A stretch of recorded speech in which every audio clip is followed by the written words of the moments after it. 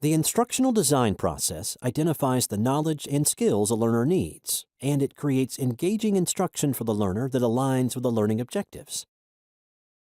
The instructional designer works on a development team that goes through the 4 stages of the instructional process. The instructional design process can be broken down into 4 stages: gathering information, design, building the content, and final evaluation. The instructional designer works with a team throughout the curriculum development process. Each team member plays an important role. This team is made up of a project manager, developers, graphic designers, writers, copy editors, and subject matter experts. The first stage is gathering information. In this stage, the ID conducts a needs assessment, which includes a profile of the learner. The needs assessment also determines what the learning gap is and what needs to be created to fill it. This stage also involves the ID selecting the content. The ID works with the SME to gather information that meets the needs of the learner. The ID selects which content to use in the course and researches any additional content that may be required. In each stage, the team is constantly evaluating the material and making changes as needed. Let's look at an example to see how the gathering information stage works. Imagine that you are designing an online English course for high school seniors. During the needs assessment, the instructional designer may identify what prerequisites the students have completed and review data of their test performances from a previous course. The ID would then meet with the SME to gather the content. The SME would provide the ID with documents and share his or her expertise. The ID would keep the learner profile in mind and would try to filter only content that is relevant to them from the SME. The second stage is design.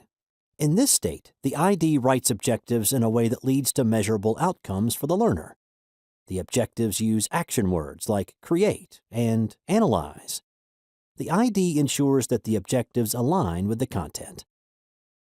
The ID must then study the learning environment in which the learner will be taking the course.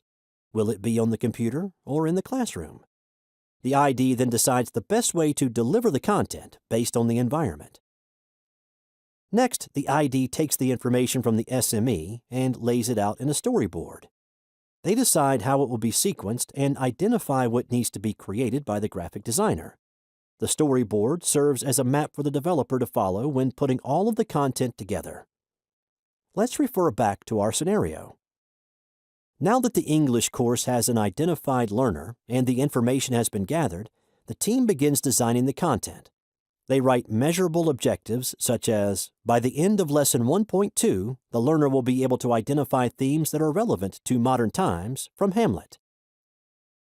The team then identifies that the learning will occur in the high school computer lab. The ID reviews the available equipment and determines how the content will be presented. The ID uses a storyboard template and begins placing content from the SME. The ID leaves clear directions on how to build media assets for the team. The developer refers to the storyboard to construct the content. The ID works with the graphic designers to ensure that media is instructionally sound.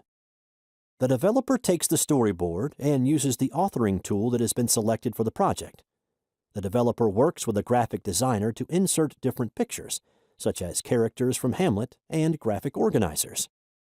The final stage is the final evaluation. The ID works with the team to develop an evaluation strategy to carefully examine the material. The ID creates a checklist to ensure that the content aligns with the learning objectives.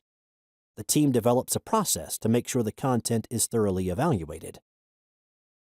As the material undergoes the summative evaluation, the question to answer is, did the curriculum do what it was supposed to do?